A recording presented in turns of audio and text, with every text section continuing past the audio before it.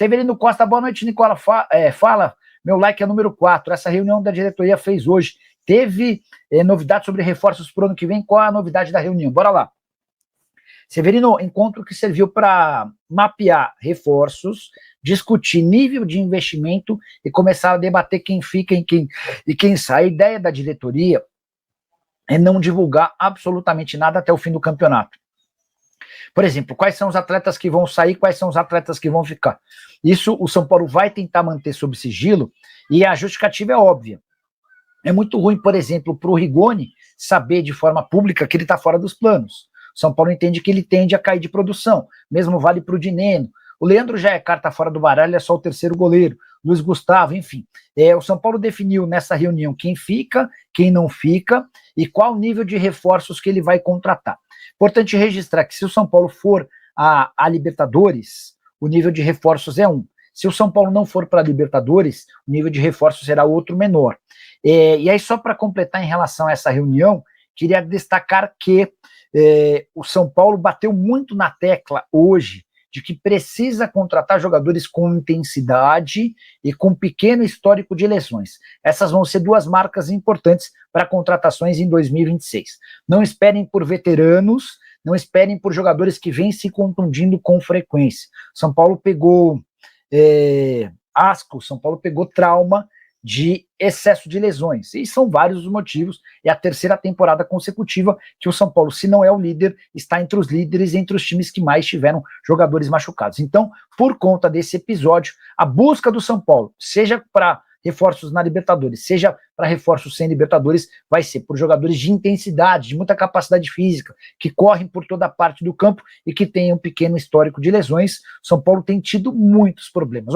Nessa temporada, Oscar, Lucas, Luiz Gustavo, Wendel, são 4 jogadores grandes que jogaram pouco. Isso sem falar em Caleri, Rian Francisco e André Silva, que tiveram lesões ligamentares do joelho, pelo menos 7 meses de ausência.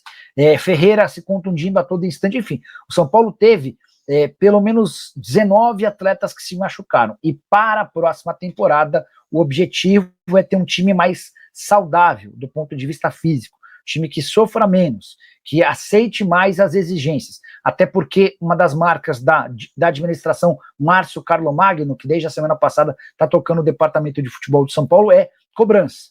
Ele já acertou um mês de direito de imagem, pretende resolver o outro mês de direito de imagem nos próximos dias e vai cobrar da comissão técnica, que vai repassar essa cobrança para o elenco de futebol, tá bom? Hora de falar sobre o São Paulo. O presidente do Tricolor, Júlio Casares, resolveu se manifestar através de suas redes sociais para explicar por que o São Paulo não jogará mais dentro de casa. O São Paulo ainda faz mais 4 jogos como mandante. Todas as partidas serão na Vila Belmiro. E a decisão de não atuar no Morumbi tem tudo a ver com uma série de shows. Serão 6 eventos que vão garantir 20 milhões de reais. Em suma, a decisão é financeira. O dinheiro utilizado com esses shows vai garantir, por exemplo, o pagamento de uma folha salarial, mas há muita reclamação de torcedores. E através das redes sociais, o Júlio Casares explicou, abre aspas, agendamos os shows para novembro, período em que havia menos jogos impactando o nosso calendário. No entanto, o calendário nacional, que terminaria em 21 de dezembro, foi alterado. A prioridade sempre será o futebol, e essa receita oriunda dos shows será importante para o pagamento das despesas do nosso time principal de futebol. Gostaria que você que está me assistindo comentasse no espaço para comentários o que você pensa. Você, na condição de presidente, precisando de dinheiro, aceitaria esses shows que vão garantir 20 milhões de reais ou não?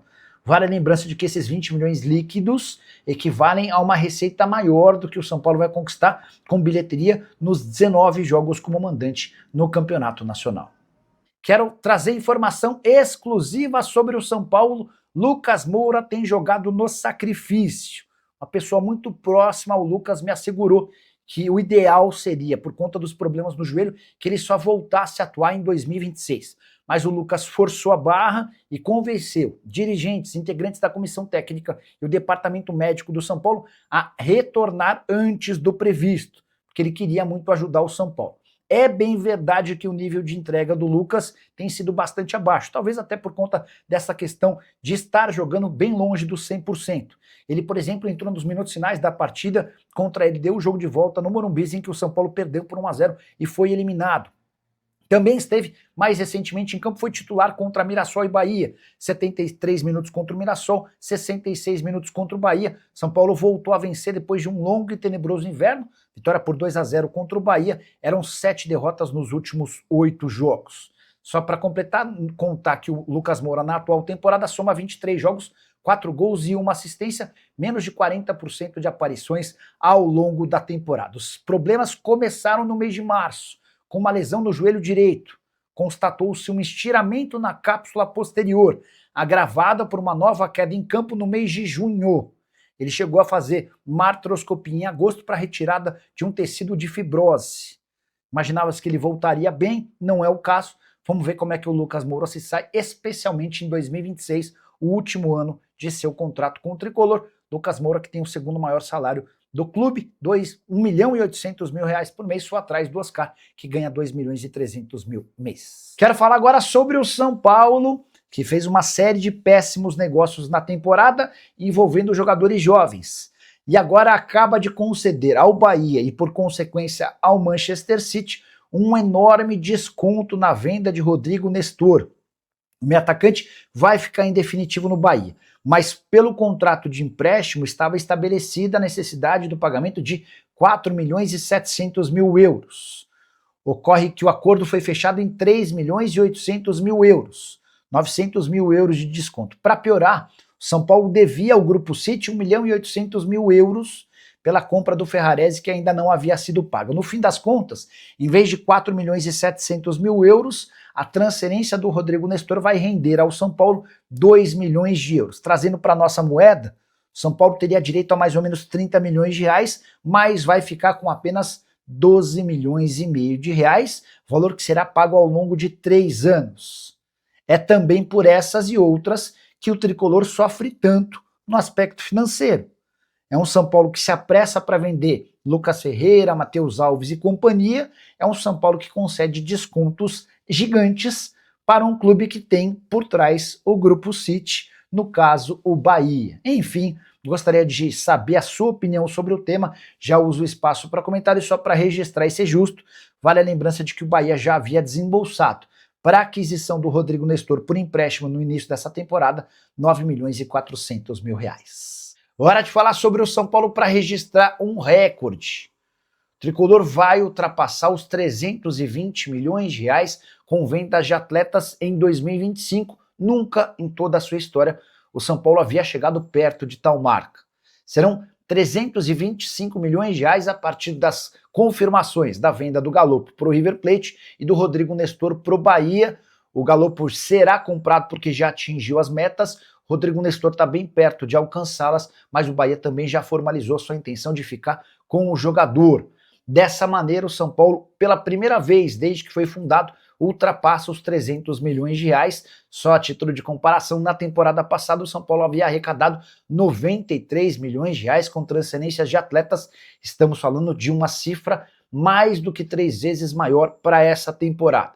Nesses 325 milhões de reais, a venda de atletas e mecanismo de solidariedade, aquele atleta formado no São Paulo e que acaba se mudando para outro clube, o Tricolor fica com um pequeno percentual.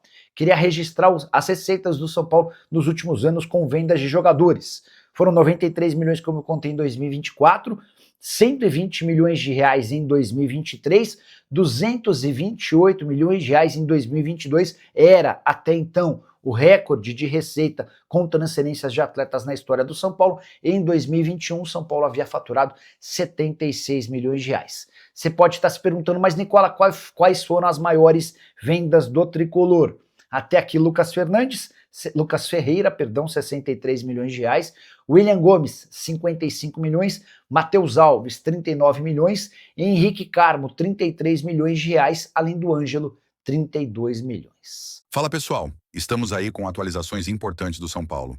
Se inscreva e ative o sininho para receber mais atualizações do Tricolor. Deixe seu like, que é muito importante para o crescimento do canal. Utilize o espaço aqui embaixo para registrar sua opinião. Ficamos por aqui com mais esse giro de notícias. Um abraço e até o próximo vídeo.